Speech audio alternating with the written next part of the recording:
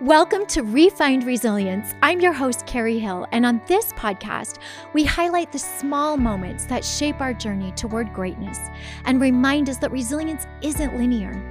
Each episode features stories of perseverance and the little victories that often go unnoticed, illustrating that resilience is about finding strength in everyday life. Well, hello, everyone. Thank you for joining me today. I'm so excited to bring to you my friend, Eric Dahl. He is a highly regarded marketer known for his distinctive leadership approach and extensive experience working with renowned clients such as Traeger Grills, SAP, Silhouette America, Virgin Hotels, State Farm, WNBA, ProPricer, and scores of others throughout his career. In 2019, Eric assumed the role of president at Gravitate One, okay, which is a leading Utah digital marketing agency. And he steered the firm to unprecedented success in revenue, retention, and relevance, which I love, even amidst the challenges posed by the pandemic. Beyond his incredible professional endeavors, Eric is deeply passionate about his family, sports, fitness, and reading, all complemented by his ever-expanding collection of sneakers. And you're wearing some really cool sneakers today. I had to. Yes, yeah, those are awesome. Thank you. Eric, thanks so much for carving out some time to be with me on Refined Resilience. Well, thank you for having me. I've been looking forward to this. Good. I'm glad. Well, I've been looking forward to getting to know you because we're friends in like the highest sense of the word. And I want to know you a little bit better and get a little deeper. And so this was really a way for me to be able to say, hey, Eric, I want to get to know you more. Tell me about you. So thanks for making time for me. So starting with that, who is Eric Dahl? Aside from all the professional accolades, where did you grow up at? Sure. So I am a local boy through and through. I was born in Salt Lake, grew up in Sandy, and now live in Draper. So I tell people that clearly I've branched out really far from home, but I am 801 through and through, and I'm just fine with that. So I love it here in Utah. Utah is a great place. Maybe it's not for everybody, but pros and cons to every place, but I truly, genuinely love it here. Yeah. I can feel that when you talk about it too. So how many kids did you grow up with in your family? Yeah, I'm the oldest of three, and I have two younger sisters. And so I've been surrounded by women pretty much my whole life. And so that's why you're so awesome. Well, thank you. and I'm not going to disagree with that. It's because I didn't have any brothers, only sisters, and I am a girl dad. So I have three beautiful daughters who are the light of my life. And been around a lot of women in my life, a lot of good women, and I've been very fortunate in that regard. Thank you so much, Eric, for sharing I can feel your support and your advocacy for women, not just because of that statement, but just out in general in public and how you talk about women and how you elevate women. And I really am so very grateful for that. I think we're seeing this really cool thing right now in Utah where women we're not really asking permission to step into the amazing things that we've always been able to do. We're just doing them. And it's really empowering to have incredible men that support that journey for women and elevate them. And I think you're one of those people. And so, being a dad of three girls, I'm sure there's a lot of passion for that. To see them grow and elevate and do what they want to do. Well, I believe that I think there's a Beyonce song that said, who run the world? It's girls. And anybody who's going to be honest has to admit that that's true. So I love the way that we have evolved as a society and to see these brilliant female minds come into the business place and just own things. It's been refreshing. Yeah. And there's so many incredible female founders in the state of Utah right now. It's really a beautiful thing to watch happen. And you know what else is really lovely about that is watching these female founders bring other people into their tribe. They're very collaborative. They want to see everyone succeed in their own lane. And it's just been a really beautiful thing. Yeah. So as a dad of three girls, what is it that you're most excited about for them in their next iteration? Yeah, I think that what I'm most excited for each of them is for whatever they're most excited about. Yeah. And what I've learned along the way is I can be a better dad if I'm not trying to, push this way or this way. Ultimately, I just want to have my daughters to be happy. And so whatever that looks like, I'm there to support and, hopefully there to provide some guidance with some experience that I have, but not trying to force the scenario and support them and let them shine their own unique gifts. And that's, I think, what is the most beneficial, to see them thrive in their own universes by them leaning into their particular gifts and me being there to help support. Yeah. And you're really good at it too. For anybody that doesn't know your daughters, share with us a little bit about them, because they're doing some pretty amazing things. They are doing amazing things. So my oldest, her name is Kajsa. Kajsa is a Norwegian name. It's the equivalent of Catherine. Kajsa is the marketing director for one of my old clients. So she is doing all the marketing initiatives for a company called Sequoia Group out of Sandy, and doing a phenomenal job. I tell her that at 21, I wish that I had a job like she has, and she is just rocking it. So I love working with her on some projects and seeing her shine there. My middle daughter, Sadie, is a singer. She was the Draper Idol winner here in Utah. Oh, that's awesome. She just got done auditioning for The Voice. And so we're keeping our fingers crossed, but she has a tremendous voice. So look her up online, Sadie Dahl, beautiful voice. And then my youngest, Micah, she is on the drill team at her high school. And so she and I spend a lot of time together in the mornings as I carpool her to the school.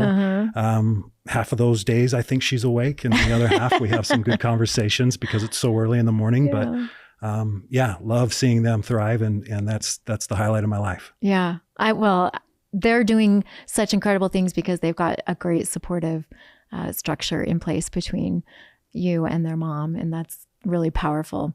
Something that I really appreciate about you that you just said, Eric, was that part of your joy is in helping them discover what their skills are and what their growth potential is personally.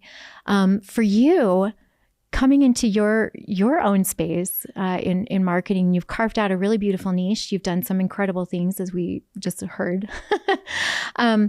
What was that experience like for you, learning about yourself and what really resonated with you on this journey into marketing? What did that look like for you? Very good question.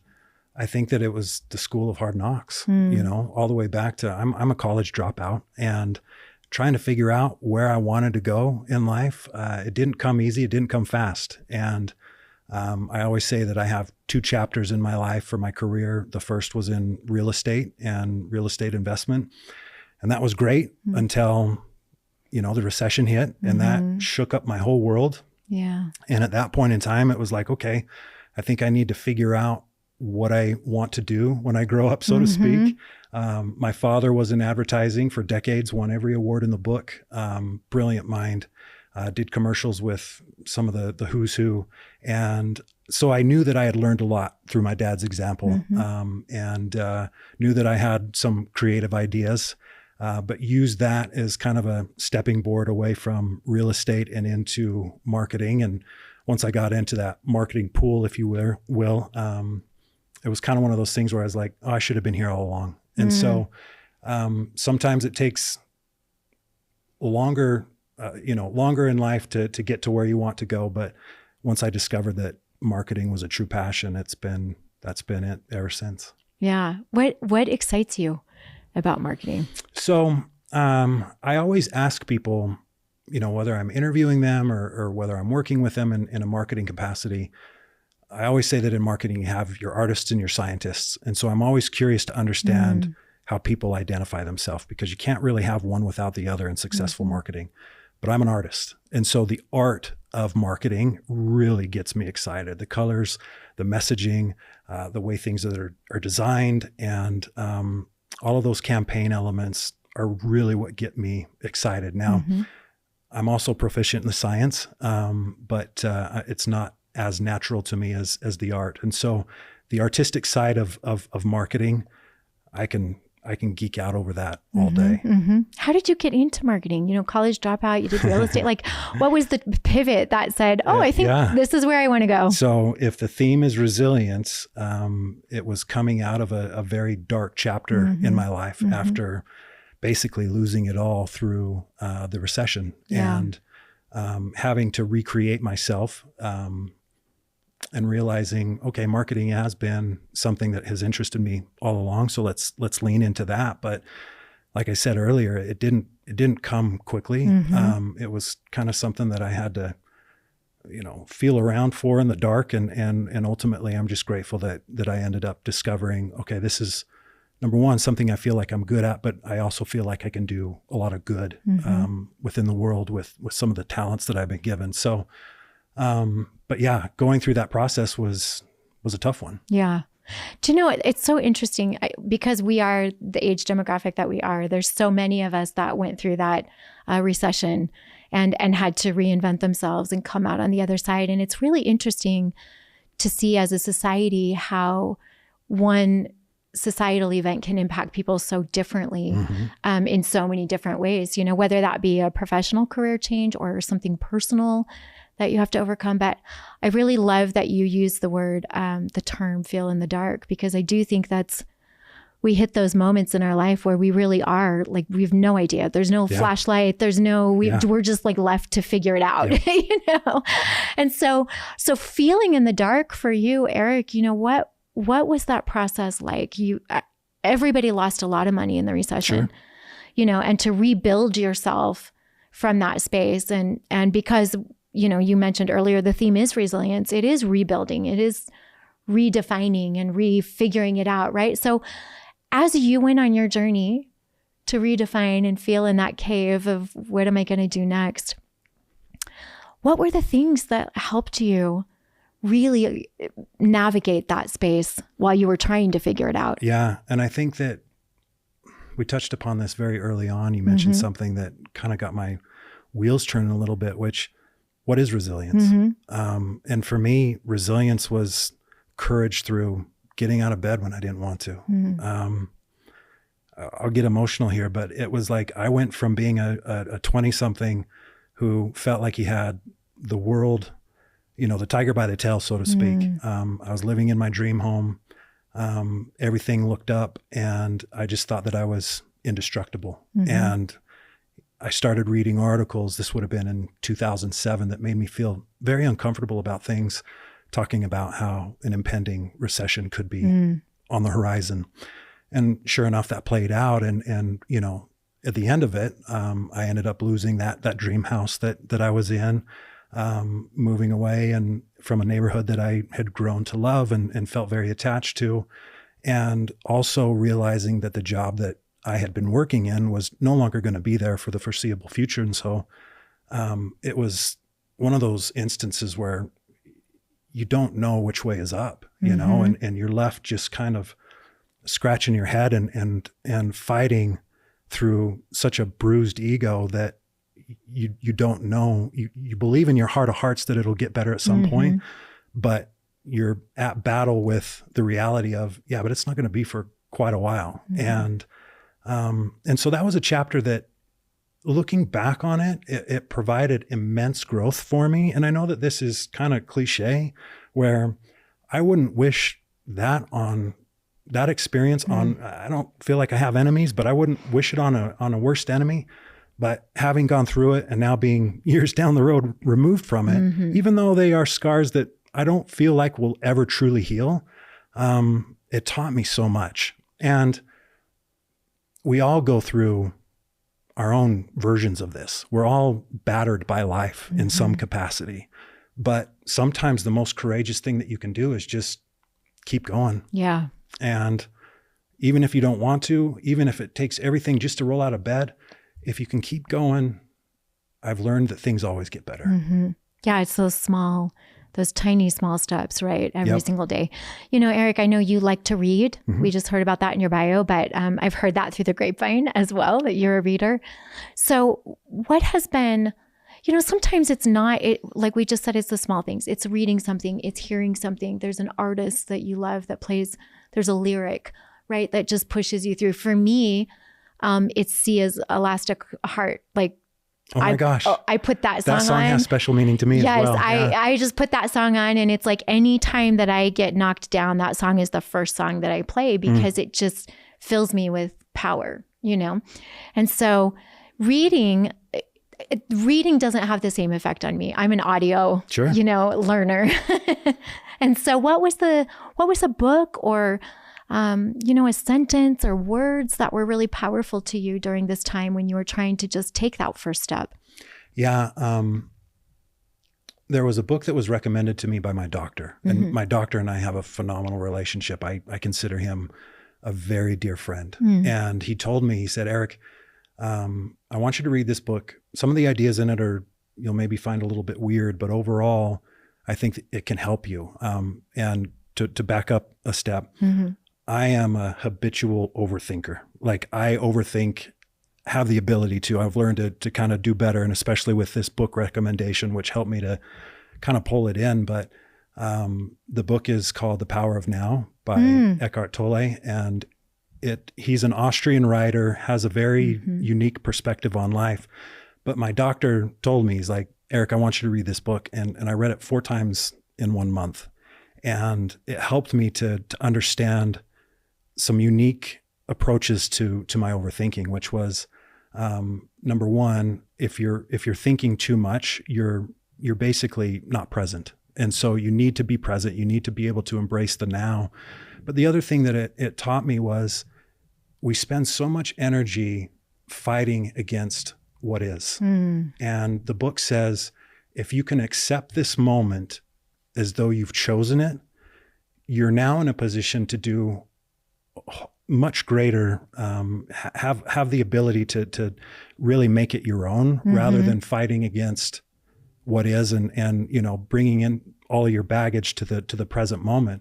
If I accept this moment, then I have freedom to approach it and give respect to this present moment the way that it should be respected. I really like Eckhart Tolle, and Wayne Dyer is also, a big fan of Eckhart Tolle. Like they're we're fans of each Mutual other. Friends. Yeah. And I love reading their words specifically because they are so simple. I think we often think resilience is this big thing that we have to dive into like wholeheartedly, right? Like I'm either a victim or I'm resilient, right? Like we don't oftentimes give ourselves grace on the process of becoming that way. And so words from these 2 individuals specifically, where it's very present, really recenters and refocuses you. If you take it to heart, it really does work. They really do work. Yeah. So what is the biggest mantra for you when you're going through an experience like that in rebuilding? Like Wayne Dyer has the I ams, what is your thing? I think, there's a couple of things. So we talked about being present and that is an ongoing challenge, right? But I also think that if you're approaching each moment with purpose, and if you know what your purpose is, it helps you to make the right decision in the moment rather than aimlessness. Yeah. And so purpose is a big word for me. Yeah. Being purposeful also helps you not be busy. Yeah. Right. It's funny. I think sometimes we think we're so busy. We're doing amazing things. We're not doing anything constructive. Right. Yeah. A coworker used to call it the being in the thick of thin things. Yes. Yeah. Yes. That's a great way to describe that. I've found myself doing that, especially, when it gets to be a really busy time of year and whatever that looks like for you, Q1, Q2, whatever, Q4, right? Taxes, holidays, you're not, so much of us are not present in those circumstances. And we are really busy with things that they're not purposeful, intentional things. Yep. But Eric, I think you're probably a really intentional person overall. Like that just doesn't apply to overcoming challenges. I think this probably is your resting heartbeat, is intention. And that's so beautiful. How do you maintain that in your life? Intentionality. Yeah. Thank you, by the way. That's a very nice compliment. Those who know me, I try to operate. I have my daily 3, which are prayer, scripture, and service. And if I can get all 3 of those, I'm not perfect, but it makes for a much better day. And like I'm one of those people who I kind of have my own routines, and I like my routines. And so if I can adhere to those same routines, I'm usually much happier. But life is crazy and will present all new situations and opportunities. And so as long as you're rooted in your purpose, it helps you to kind of get through the wonkiness that life can put in front of you. Yeah. Well, I really appreciate what you said earlier about having a bruised ego at 20. You're living in this house. Sure. You've got all the things that you could imagine that you'd want at 20 years old. And your intention and your purpose at 20 for all of us is definitely not the same intention or purpose at, in your 40s. Yeah, no question. Yeah. So looking back, I think it's so interesting what we consider to be a bruised ego in moments of trial versus, oh, this is life. Yeah. Oh, okay. Well, this is just what happens, And, I learned, my girlfriend taught me once, pain is pain. And whether it's a 25-year-old guy who thinks he's got the tiger by the tail, that pain to him is substantial. Right. Now, as a 45-year-old guy, I look back in that and I think, yeah, that was tough, but there's going to be more. But pain is pain, and everybody goes through their own version. But as long as you can continue to move forward and not take the victim mentality, that's so important. Yeah. Well, and I think so much of that ego being bruised is associated with the victim mentality. Yeah. Right. It's expectations not being met, and feeling like, I know that for me personally, when I went through my darkest hours, I look back on it now and it's because I had some entitlement and feelings of entitlement that were not serving me. And so, as you learn and you grow, there's opportunity to go through other challenges, but maybe not have those types of feelings associated that make a bad situation worse. So I want to ask you something, because it's something that I've been learning over the past couple of months. So you're divorced. I'm divorced. And for anybody else out there that's listening who has been through a divorce, maybe you'll resonate with this. But, partnership has not been in my purview for the last few years, right? It's real, true partnership, as you would term it, to be at the healthiest that it could be. And it's been such an interesting experience for me, Eric. You mentioned faith, scripture, and prayer, being kind of your go-to things. And what I've really learned throughout this experience of being a single mom without necessarily being super partnered with a person is that my partnership is actually with God. And when you are in co-creation with your real partner, the one that like literally knows you from the inside out, that is a different experience. Yeah. And we can talk about it and you can hear other people talk about it, but unless you're actually experiencing it for yourself, there's not really a great way to describe that. Sure. Because it's unique to the individual. Yeah. But I very much appreciate that, because I feel the same way. I'm one who says, there are times where I don't get the answers to the prayers that I want, but most times I get answers very quickly and in ways that are so deeply meaningful and personal that it surprises me. And so having that open line of communication with, God, the universe, whatever you want to call it, it makes such a difference and provides a lot of color to my life and a peace in my heart. Yeah, same. I'm finding that to be true. It's so ridiculous. Like, it just seems so simple. Sure. Find your center, life gets better. Yeah. But it is in that everyday journey that you really you can't understand that unless you're in it, right? And it's an ongoing journey. Yep. And for me, that has been a huge part of learning to be a more resilient human, is that I'm not just alone. I'm not resilient by myself, right? And I think there's a lot of power in having a partner to help you be resilient in those moments, whatever that looks like at that time. Absolutely. Your best friend, your mom, your dad, your girlfriend, your wife, whatever, husband, but having that person that's in real partnership with you in that path, it's priceless. So who's been that person for you aside from God? Sure. I have my core team, if you will. Obviously I reference my girlfriend, who is wonderful. She's a beautiful soul.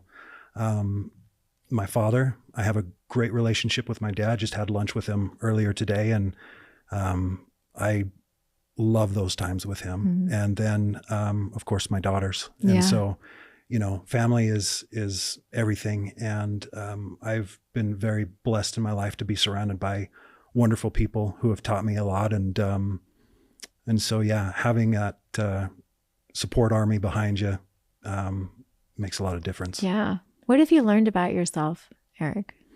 That I'm human. Yeah. You know, I think you referenced it earlier on. We're always our own worst critics. Mm-hmm. And I'll be honest, like there's a part of me that I've been excited to do this podcast, but it'll probably be like other podcasts I've been on where it's very hard for me to listen to myself mm-hmm. or to watch the podcast because I'm criticizing the way that I answered questions or the way that I looked or sounded. Yeah. But at the same time, I also know what I'm capable of. And I believe that, you know, I may not be able to do immense things or massive things, but I do believe that I can put good back into the mm-hmm. world.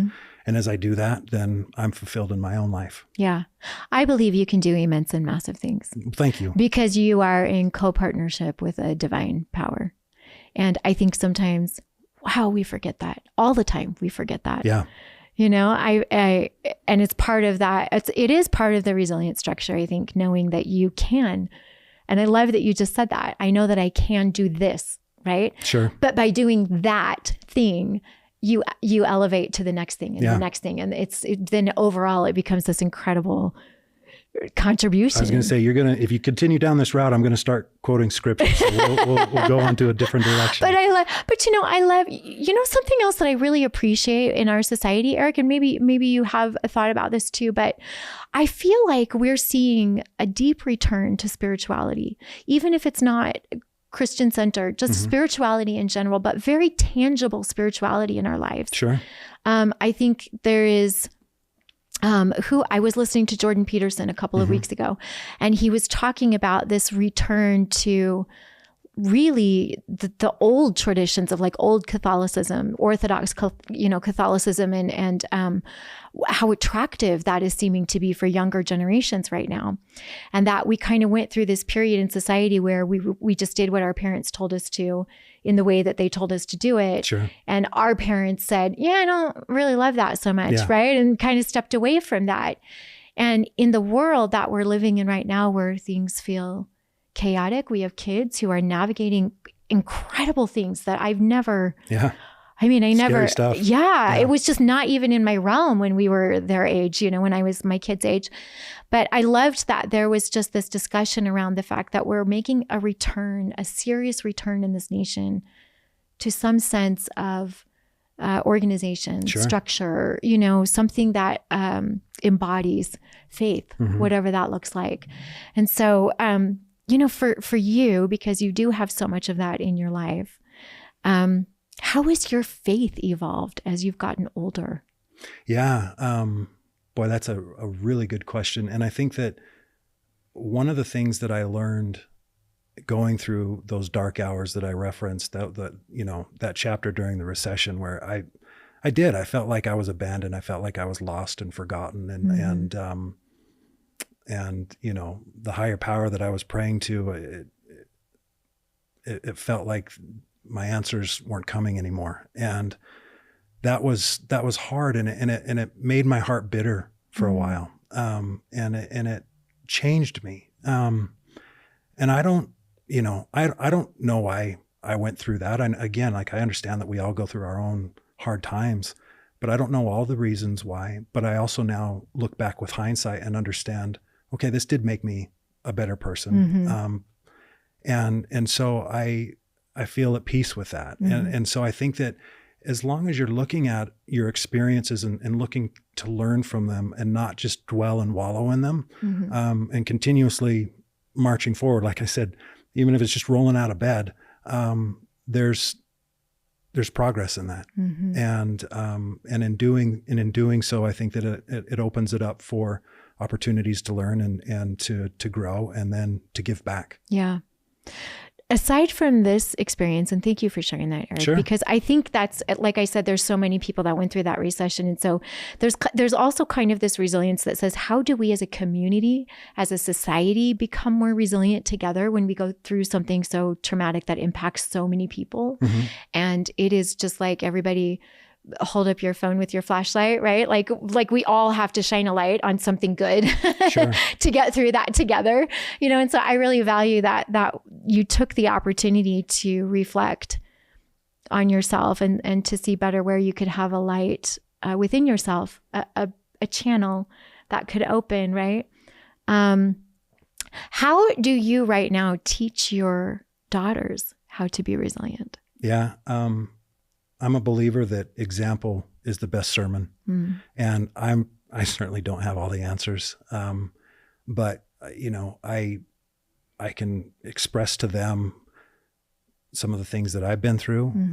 And hopefully in my actions, they see that my intentions are pure and that I'm trying to do things the right way.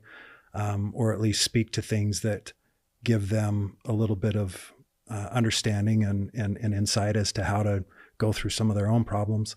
And again, like my girls will tell you, like I always say, I don't have all the answers, but here's maybe some things that I've learned along the way. And we're all on our own journey. And to me, it's like offering somebody a glass of water where they don't have to take the glass of water. You're just trying to help, but if you can offer it to them in a way where they don't feel like it's overstepping or being too authoritative, oftentimes it's received and together you can grow.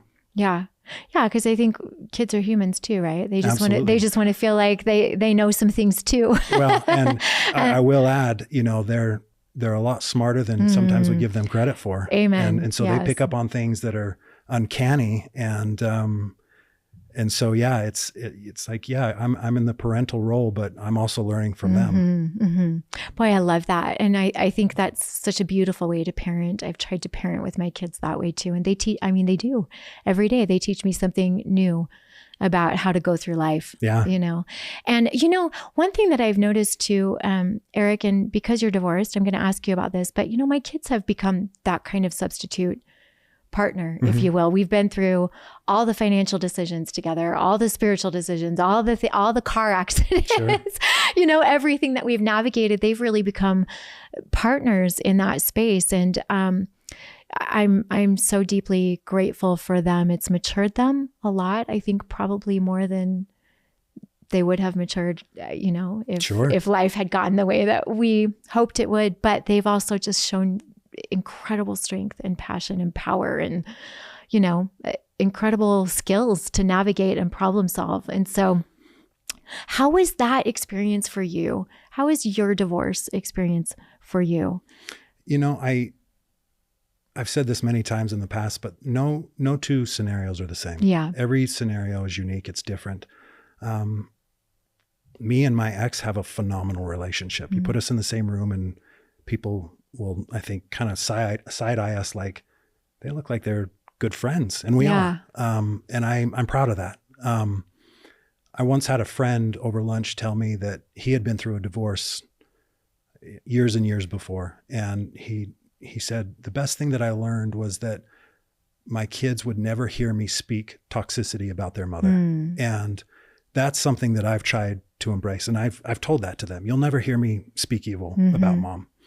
And I think that that's been a wonderful thing for our family. And I'm not here to tell everybody, this is the way you should do it. Again, I understand that every scenario is different, but for me, that's made a huge amount of difference in the way that I approach and respect my ex, because I think the world of her. Clearly I don't have all the answers, and there are things that, didn't work out between us, but overall, I want her to be happy. And I also know that there's a secondary effect that will help for my kids to be happier and for me to be happier. And so, again, I'm far from perfect, but I think I've been very, it's been wonderful in the sense that we've been able to maintain a relationship. Yeah.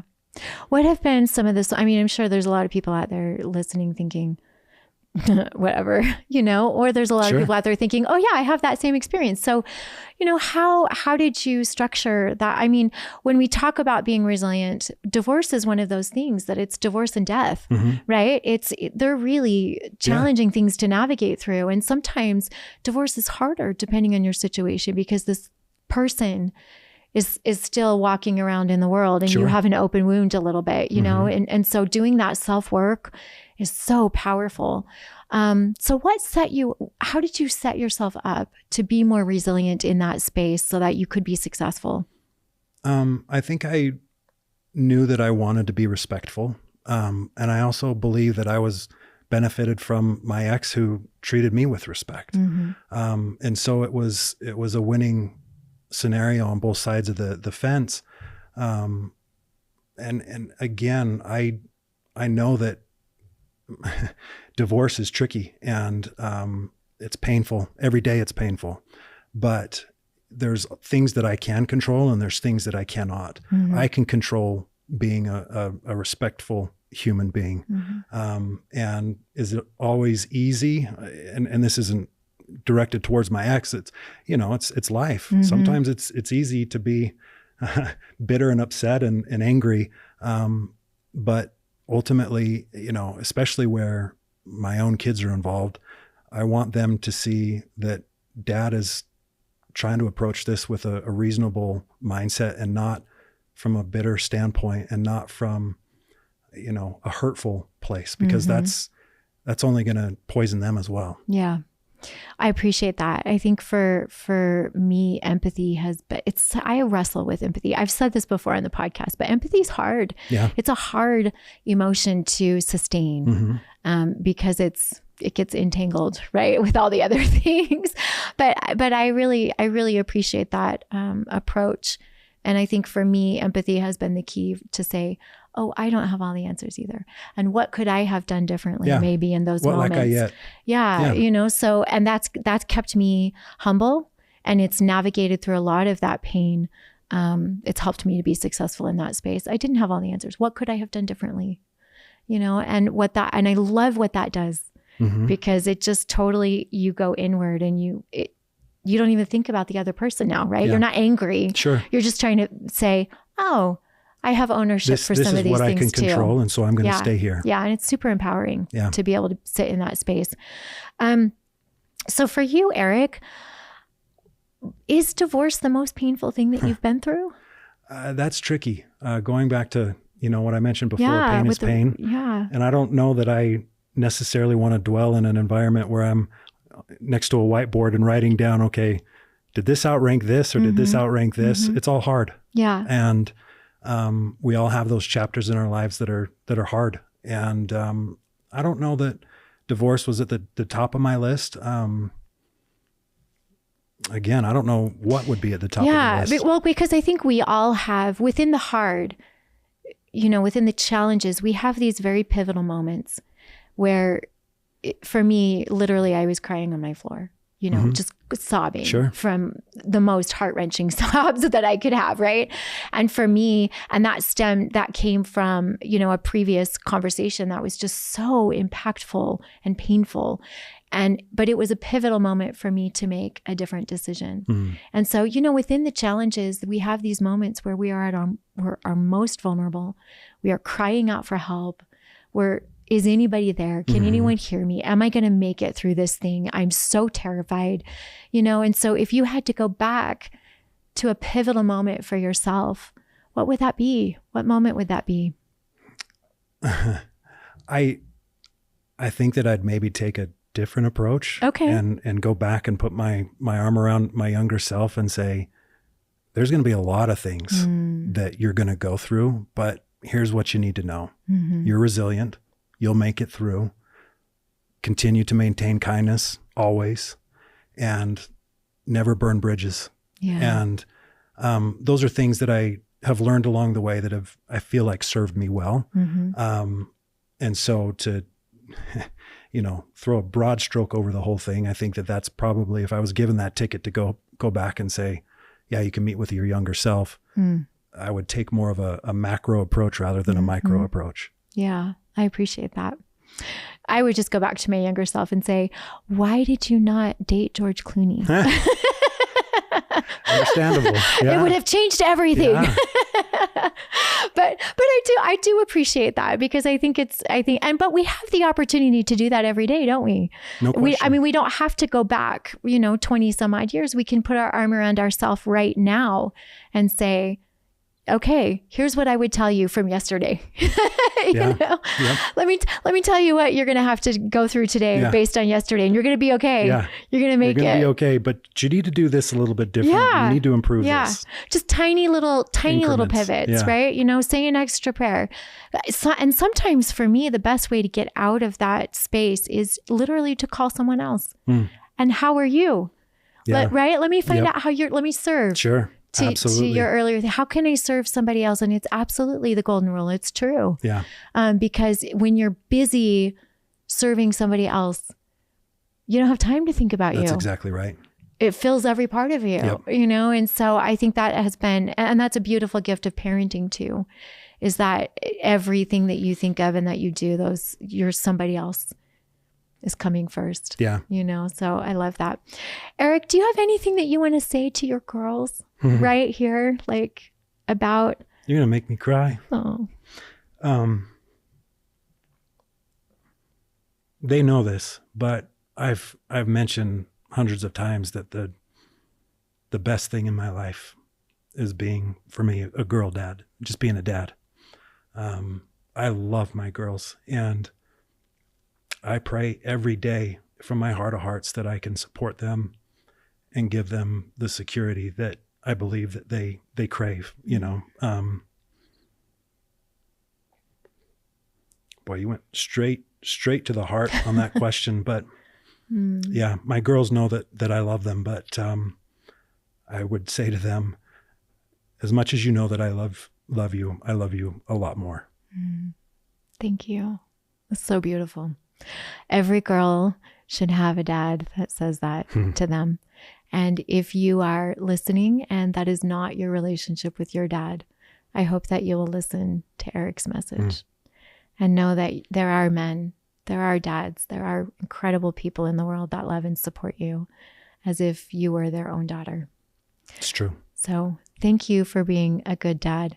Thank you for being a good man, Eric. Thank you. Yeah. We the women in the world appreciate that.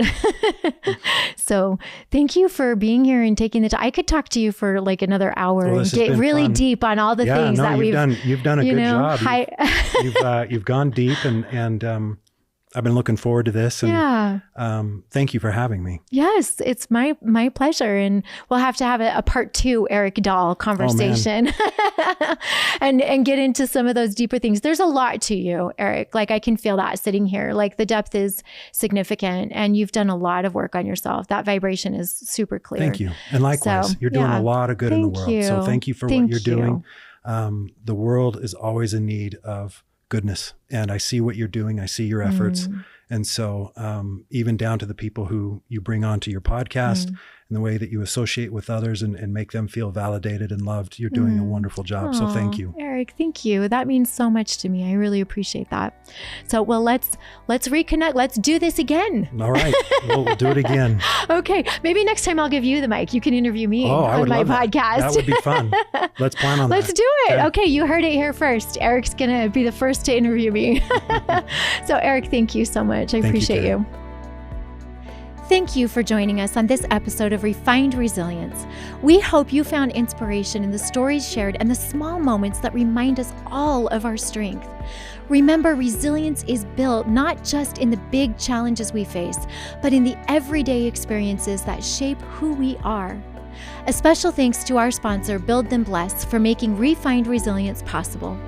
Until next time, remember, it's the small moments of resilience that make us great.